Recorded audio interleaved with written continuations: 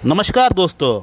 आज इस वीडियो में मैं आप लोगों से एक यौन समस्या की केस शेयर करने वाला हूं, जो कि लगभग 4 महीने के अंदर ये केस ऑलमोस्ट मेरा ट्रीटमेंट से सही हो चुका है। दोस्तों, ये केस है एक प्ले बॉय की। प्ले बॉय का अर्थ क्या होता है मेरे ख्याल से आप लोग जानते ही होंगे, मैं ज़्यादा डीप में नहीं जाऊंगा उसका। इस पेशेंट का एज है 28 ईयर्स और इनको इरेक्टाइल डिस्फंक्शन की प्रॉब्लम, टाइमिंग की प्रॉब्लम, लो लिबिडो की प्रॉब्लम शुरू हुई थी। ये 2021 का मिडिल से इनको ये तमाम प्रॉब्लम स्टार्ट हुआ था और इसके लिए इन्होंने हजारों जगह से ट्रीटमेंट भी कराए हैं। बहुत सारे एलोपैथिक ट्रीटमेंट कराए हैं, बहुत सारी रिपोर्ट्स किए हैं और बहुत सारी होम्योपैथिक ट्रीटमेंट भी कराए हैं। मेरे पास ये पेशेंट आने से पहले कम से कम 6 से 7 जगह अलग अलग जगह से होम्योपैथिक ट्रीटमेंट भी कराए हैं। उसमें से कम 3-4 बड़ी बड़ी यूट्यूब के डॉक्टर्स हैं। मैं किसी का यहाँ पे नाम नहीं लेना चाहूँगा क्योंकि सबकी अलग अलग एक अपनी रेपुटेशन होती है, अलग अलग अपनी एक नेम एंड फेम होती है, तो उस पर मैं किसी का इन्वेट नहीं करना चाहूँगा। लेकिन मैं यहाँ पर एक बात जरूर करना चाहूँगा कि एक सिंपल केस को, जो कि अगर अच्छी तरह से अगर केस टेकिंग किया जाता तो ये केस को सॉल्व करना कोई बड़ा बात नहीं है।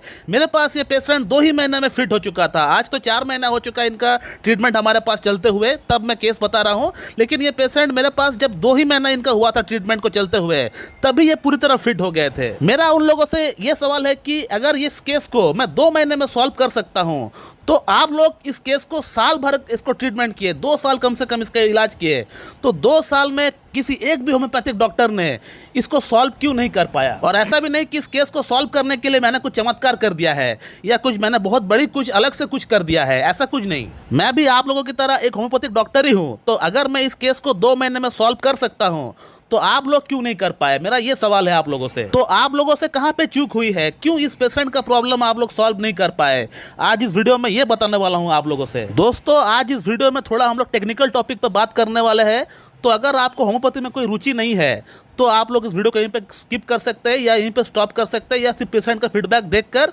जो कि मैं अंत में बताया हूं, उसको देख के आप लोग वीडियो को स्टॉप कर सकते हैं। या होम्योपैथी में अगर आपको रुचि है या होम्योपैथी अगर आप लवर है तो आप इस वीडियो को देख सकते हैं। दोस्तों, ये पेशेंट आज से 4 महीना पहले हमसे ऑनलाइन कंसल्ट किए थे। इनका जो प्रॉब्लम था वो ये है कि इनको इरेक्टाइल डिस्फंक्शन की प्रॉब्लम है, टाइमिंग बिल्कुल खराब हो चुकी है, लिबिडो बिल्कुल इनका 0 हो चुका है। लेकिन ये जो प्रॉब्लम है इनको पहले नहीं थी। ये प्रॉब्लम अचानक इनका अंदर डेवलप हुआ कोविड का वैक्सीन कराने के बाद, कोविड वैक्सीनेशन के बाद ये प्रॉब्लम स्टार्ट हुआ, ऐसा इनका कहना है। उससे पहले ये पेशेंट बिल्कुल सही था, उसमें कोई प्रॉब्लम नहीं थी, वो अपना काम बिल्कुल सही तरीके से कर रहा था। तो ये जो भी तमाम समस्या उत्पन्न हुई है, उनका ऐसा मानना है कि ये वैक्सीनेशन के बाद से ही शुरू हुआ है।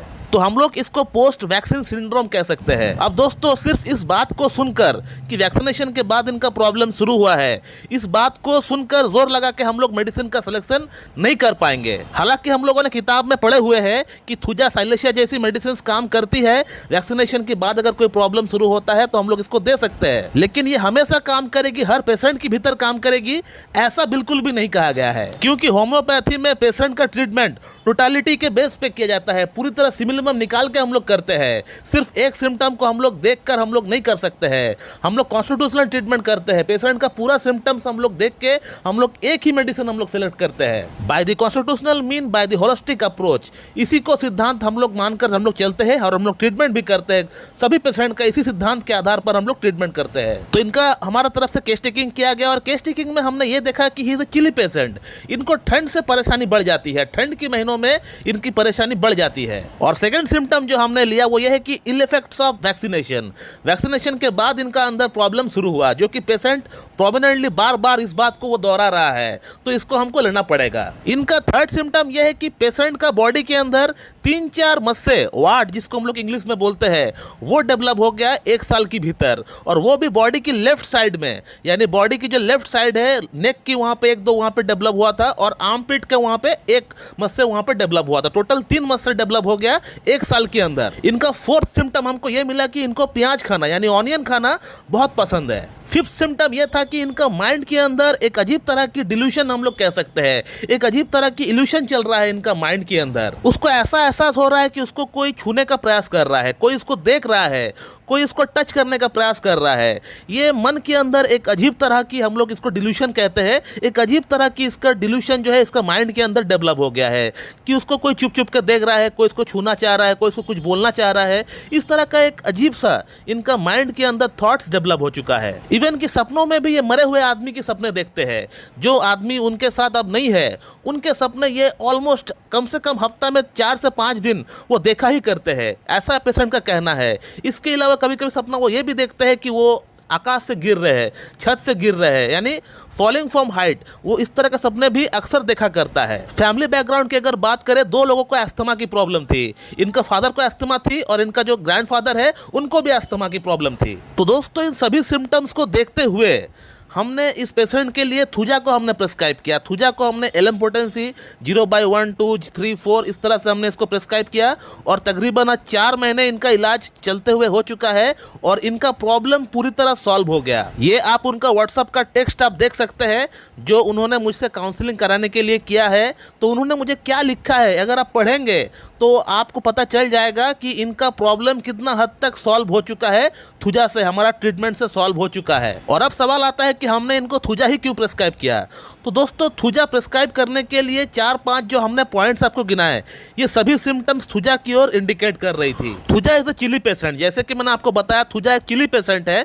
तो हमारा जो पेशेंट है ये भी चिली पेशेंट है, इनको भी ठंड से प्रॉब्लम बढ़ जाती है। सेकंड पॉइंट, जैसे कि मैंने आपको थोड़ी देर पहले बताया कि आफ्टर वैक्सीनेशन कोई प्रॉब्लम होता है तो थुजा और साइलेशिया के बारे में हम लोग सोच सकते हैं। तो हमारा ये पॉइंट भी मैच हो गया थुजा के साथ। थर्ड जो बड़ा सिम्टम इस पेशेंट का अंदर मैच हुआ है थुजा के लिए, वो ये है कि इस पेशेंट के अंदर 3-4 वाट्स डेवलप हुए हैं, 3-4 मसल डेवलप हुए हैं और वो भी बॉडी की लेफ्ट साइड में डेवलप हुए हैं। और जितने भी वाट्स होते हैं बॉडी के अंदर, जो अलग तरीके ग्रोथ होती है, जो ट्यूमर्स होती है, ये सभी ट्यूमर्स कह लीजिए, वाट कह लीजिए, यानी एबनॉर्मल जो ग्रोथ हो गया बॉडी में, ये सभी ग्रोथ जो है ये साइकोटिक माइज्म के अंदर आती है। और साइकोटिक माइज्म की जो बेस्ट एंटीसाइकोटिक मेडिसिन मानी गई है वो है थुजा, मेडोराइनम और कॉस्टिकम। और एक बात मैं बताना भूल गया था कि बॉडी की लेफ्ट साइड में जो प्रॉब्लम्स होती है वो थुजा इंडिकेट करता है और इस पेशेंट का जो वाट्स है वो बॉडी की लेफ्ट साइड में ही डेवलप हुआ है। इसके अलावा इस पेशेंट की मन के अंदर जो फिक्स्ड आइडियाज है कि शायद मुझे कोई देख रहा है, मैं कंफर्म हूँ, मुझे कोई देख रहा है, मुझे कोई छूना चाहता है,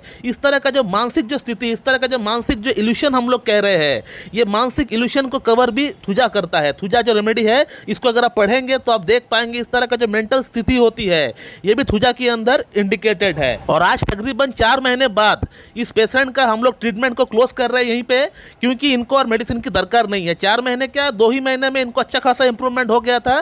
फिर भी हमने पेशेंट को कहा कि एक बार मेडिसिन आप और लीजिए, 2 महीना और कंप्लीट हो जाएगा तो आपका केस पूरी तरह सॉल्व हो जाएगा। तो दोस्तों, इस पेशेंट को सही करने के लिए हमने ऐसा कुछ बहुत बड़ा तीर नहीं मार दिया। जो हमें बताया गया है आप लोगों को नहीं बताया गया है, ऐसा कुछ नहीं है। जो हम पढ़े वही आप भी पढ़े हैं, लेकिन आप जो पढ़े हैं वो आप अपना डेली की प्रैक्टिस के लाइफ में आप उसको इंप्लीमेंट नहीं करते हैं, इसीलिए पेशेंट आपका क्योर नहीं हो पा रहा है। आपके पास कोई पेशेंट अगर यौन समस्या लेकर आता है तो आप वही एग्नेस कैस्ट्रिस देते हैं, सिलेनियम देते हैं, स्टेबिसिग्रिया देते हैं, बिना सोचे समझे कोई डमिया प्लांट दे देता है, कोई डामियाना दे देता है। बस आपका दिमाग यहीं पे सीमित है, इससे आप आगे बढ़ ही नहीं पाए। जबकि होम्योपैथी में क्लियरली बताया गया है कि पेशेंट का आप सिमिलिमम निकालिए, पेशेंट का सिम्टम्स, ओवरऑल सिम्टम्स क्या है उसे आप देखिए, उसे देखने के बाद आप कॉन्स्टिट्यूशनली आप ठीक करने का पेशेंट को प्रयास करिए by the holistic approach. We all must focus on curing the patient, not the disease. हमें डिजीज पे ज़्यादा फोकस नहीं करना चाहिए। पेशेंट कोई भी प्रॉब्लम क्यों ना लेकर आपके पास आए, उसको ज़्यादा आप उस अहमियत ना दें, उसको आप अहमियत दें, लेकिन 25% ही उसके बारे में सोचिए, ज़्यादा उसके बारे में सोचने की दरकार नहीं है। आपको जो सोचना है वो ये है कि पेशेंट का मेंटल सिम्टम्स क्या है, पेशेंट का प्रॉब्लम का कॉजेशन क्या है, शुरू होने का पीछे क्या कारण हो सकता है, उसको आप देखिए, कॉजेशन देखिए। आप PQRS कोई पेशेंट का अंदर है, पिकुलियर क्वेयर रेयर सिम्टम कुछ है, उसको आप देखिए। पेशेंट का अंदर कोई कॉन्फिडेंस है, उसको आप देखने का प्रयास करिए। पेशेंट का माइंड सिम्टम्स क्या बोल रहा है, पेशेंट का जनरलिटीज क्या बोल रहा है, इसको आप ध्यान दीजिए। इन चीज़ों को आप ध्यान देंगे तो ही आप सक्सेस हो पाएंगे। और आप डिजीज को लेकर अगर पड़े रहेंगे, सिर्फ डिजीज को बेस पे आप मेडिसिन देंगे तो आप कभी भी सक्सेसफुल नहीं हो पाएंगे। इसी तरह का रिजल्ट जो है आपके सामने आता रहेगा। दोस्तों, मैं इस वीडियो को यहीं पे एंड करना चाहूंगा। So thank you very much and have a good day.